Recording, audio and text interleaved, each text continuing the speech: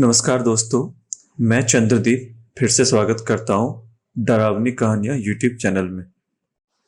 दोस्तों, आज मैं फिर से आपके लिए 3 दिल दहला देने वाली कहानियाँ लेके हाजिर हूँ और मैं आशा करता हूँ कि ये कहानियाँ आपको बहुत पसंद आएगी। आप इन कहानियों को पूरा सुने। तो बिना किसी भूत की नज़रों में आए चलते हैं कहानी की तरफ। दोस्तों, हमारी पहली कहानी हमें भेजी है विनय राउत ने, जो कि टिहरी के रहने वाले हैं। तो अब आगे की कहानी हम विनय राउत जी के पॉइंट ऑफ व्यू से ही सुनेंगे। नमस्कार दोस्तों, मैं एक सरकारी नौकरी करता हूँ और यह बात 2018 के आसपास की है। उस समय मेरी पोस्टिंग भूटान बॉर्डर के पास एक ग्रामीण इलाके में हुई थी। वहाँ कार्यालय का समय ढीला था, तो मैं आमतौर पर दोपहर 2 बजे के आसपास अपने दफ्तर से वापस घर चला जाता था। क्योंकि गांव में आमतौर पर बिजली की आपूर्ति खराब होती है, तो मैंने रहने के लिए पास के शहर में एक कमरा किराए पे ले लिया और अपनी बाइक से लगभग 35 किलोमीटर का सफ़र करके कार्यालय आता जाता था। सड़क पक्की और अच्छे से बनी हुई थी, लेकिन सड़क के नेशनल हाईवे से जुड़ने तक लगभग 20 किलोमीटर तक के क्षेत्र में कोई घर नहीं था तो बस घना जंगल। तो ये एक दोपहर की बात है। मैं लगभग 3 बजे कार्यालय से वापस घर की ओर आ रहा था। लगभग आधा रास्ता तय हो चुका था। सड़कें आमतौर पर खाली ही होती थी, पर कभी कभी कोई दुर्लभ कार या मवेशियों के साथ कोई व्यक्ति दिख जाता था। तो ऐसे में आपकी परिधीय दृष्टि बहुत सक्रिय हो जाती है।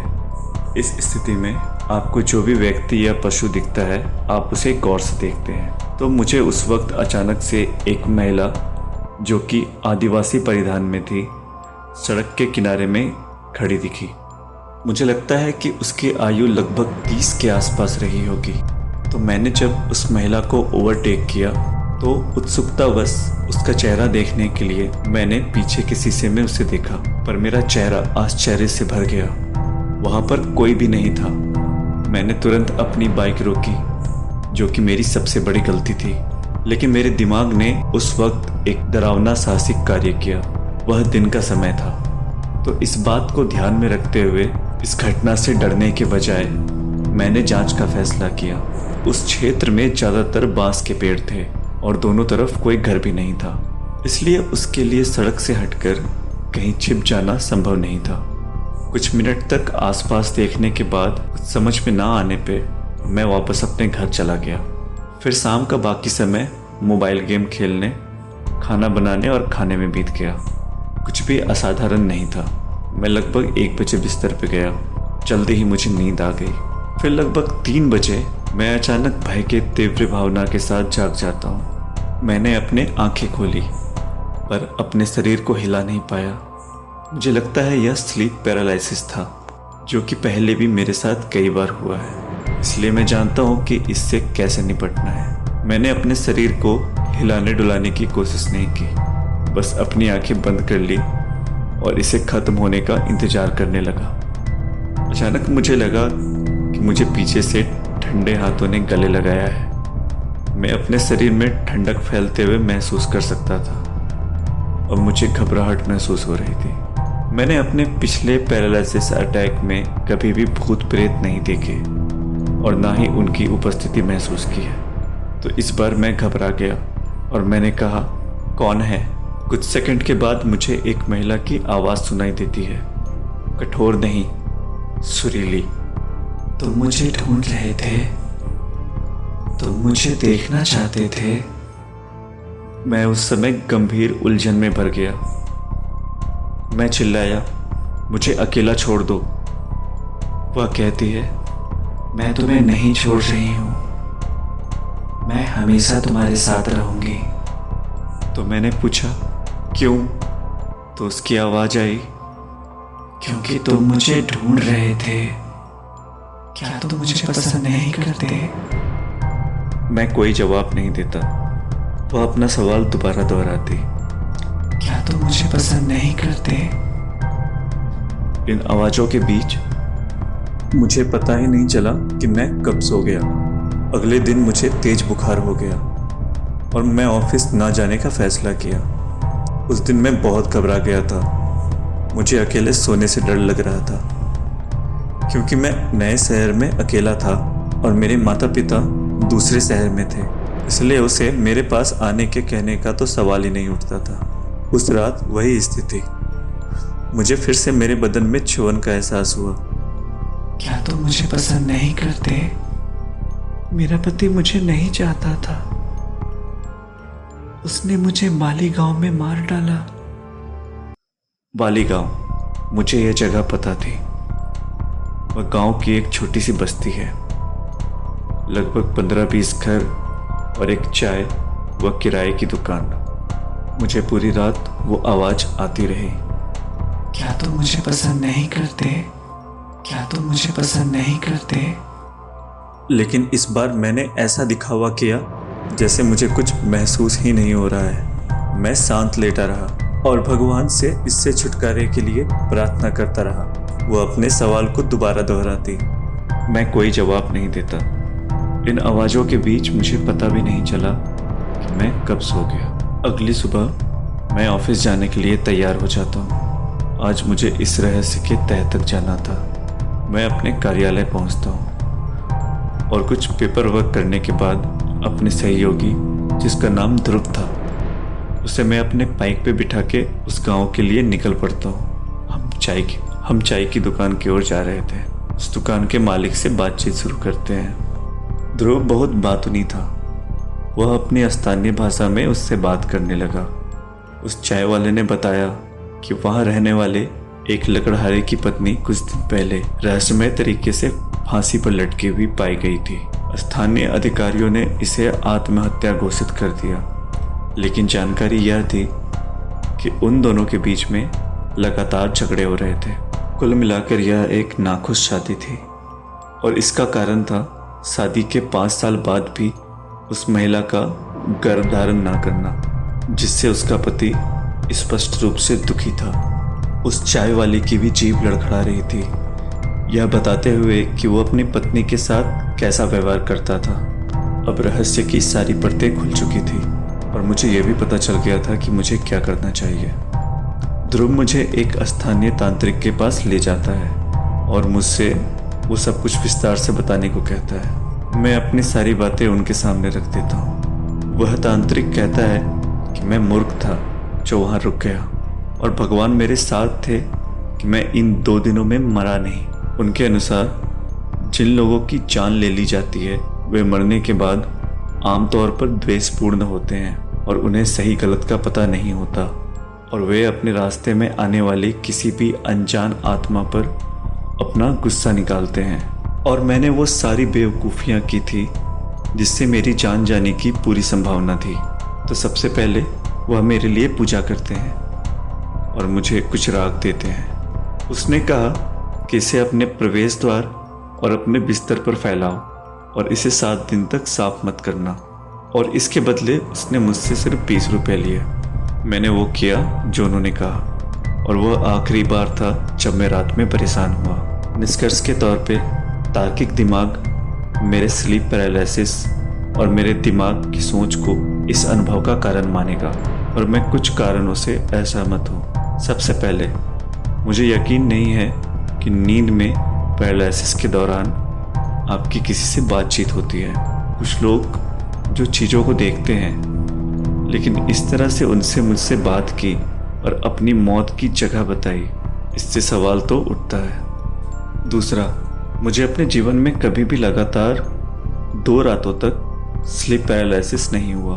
तीसरी बात, जब पहली बार मैंने उसे सड़क पर देखा तो वह एक पल में गायब हो गई थी, उस जगह से जहाँ कुछ मील तक रहने और छिपने की कोई जगह नहीं थी। तो मुझे लगता है कि यह अनुभव ने मेरी आंखें खोल दी है और मेरे दृष्टिकोण को विस्तृत कर दिया है। मैं अब भूतों के अस्तित्व पे असहमत नहीं हूँ। वास्तव में कुछ चीज़ें ऐसी होती है जिसके बारे में हम निश्चित रूप से कभी नहीं जान पाएंगे, लेकिन वे हमसे दूर होती रहती है और कभी कभी हमें उसके अस्तित्व की एक छोटी झलक दिख जाती है। मेरी कजन सिस्टर हाल में ही भारत से वापस कनाडा आई थी। फिर जैसे ही हमारा पहले से प्लान था, हम अमेरिका के एक पहाड़ी इलाके पे कैंपिंग के लिए निकल पड़े। हम एक दूसरे के साथ बकवास कर रहे थे, यानी कि फालतू की बातें और भूतों की कहानियों का आदान प्रदान कर रहे थे। फिर अमेरिकी भूत और भारतीय भूत की कहानियों के बीच समानता और अंतर पर हंस रहे थे। जब मैंने उससे पूछा क्या उसने कभी कुछ ऐसा अनुभव किया है जो उसे सबसे ज़्यादा डराने वाला हो, यह सुनकर वो चुप हो गई। उसकी चुप्पी को देख मैं उतावली होती जा रही थी उसके अनुभव को सुनने के लिए। कुछ देर शांत रहने के बाद उसने बोलना शुरू किया। हाँ, एक घटना है जिसे याद करके मुझे आज भी डर लगता है। जब मैं कॉलेज के सेकेंड ईयर में थी तो मैं एक गर्ल्स हॉस्टल में रहती थी। मैंने वहाँ कई दोस्त बनाए। हम सभी अपने रूढ़िवादी माता पिता से दूर हॉस्टल में रहकर बहुत खुश थे। हमारा समय बहुत ही अच्छा गुजर रहा था, लेकिन यह इमारत बहुत पुरानी थी और बिजली के कनेक्शंस सिर्फ कमरे में ही लगाए गए थे। कभी कभी अगर कोई चौकीदार मौजूद हो तो खिड़कियों पर मोमबत्तियां जलाई जाती थी, लेकिन आमतौर पर जब आप अपने कमरे से बाहर निकलते थे तो आपको पूरी तरीके से अंधेरे का सामना करना पड़ता था। और यदि हॉल के अंत में आपको टॉयलेट जाने की आवश्यकता हो तो हमेशा किसी न किसी के साथ आपको जाना पड़ता था। हम सब अंधेरे में निकलने में बहुत डरते थे।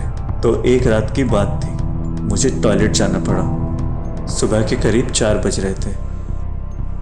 मैं उठकर अपने रूममेट के बिस्तर के पास गई और उसके बाह पर थपकी दी। जैसे ही मैंने उसे छुआ उसने तुरंत अपनी आंखें खोल दी। मैंने पहले उसे परेशान करने के लिए माफ़ी मांगी, फिर कहा कि मुझे टॉयलेट जाने की ज़रूरत महसूस हो रही है। वह मुझे देखकर मुस्कुराई और बिस्तर से उठ गई। फिर पूरे गलियारे में वह नाचती और हंसती रही। मैं अंधेरे में उसे बिल्कुल भी नहीं देख पा रही थी, लेकिन उसकी चूड़ियाँ ज़ोर ज़ोर से खनक रही थी। साथ ही उसके पायल बजने की भी आवाज़ आ रही थी। यह बहुत सुकून भरा था। मैं हंसी और मैंने अपने कमर को उसके साथ गलियारे में मटकाने लगी। कुछ ही देर में मैं बहुत थक गई थी। मैं अपना हाथ उसके डांस के साथ साथ हिला भी नहीं पा रही थी। उसने मुझे कुछ नहीं कहा, बस वह हमारे पसंदीदा गानों को गुनगुनाती रही। हमारे लौटते वक्त भी वैसा ही हुआ। फिर हम आसानी से सो गए।